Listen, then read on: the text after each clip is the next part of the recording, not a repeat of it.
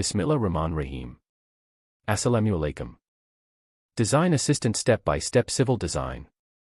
Make sure that you add all layers needed for FTTH design beside DA layers. Telco. City parcels. FDT boundary. Design Assistant layers. Create a new work order. Draw the FDT boundary around the design area. Update number of units for each parcels. Add FDT structures and equipment models. To the Models palette. Place the FDT structure and equipment. Start the DA Civil Distribution Wizard. The palette will contain the needed models. 4 route lines. Start drawing the distribution route lines starting from the FDT, as they will represent the distribution spans. Don't draw multiple distribution route lines at the same path. If necessary, make 2 different offsets, 2 m and 1.5 m. They should be modified manually after DA finishes.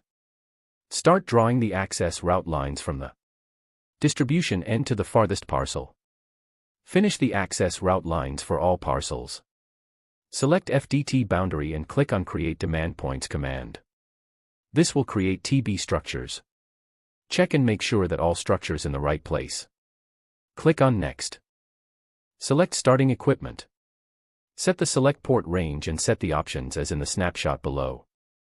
Serving point management will appear. Check the serving points, which represents the handholds. Close the serving point management box and click on Next.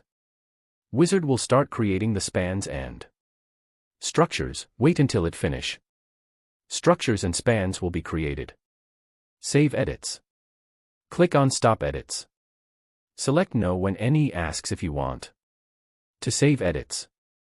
Start edits again. Select spans using work order selection, then click on Bevel Span Corners. Select all rote lines and inferred nodes and delete them. Edit spans where they're offset different than 2. Update the attributes, views, and generate the schematics.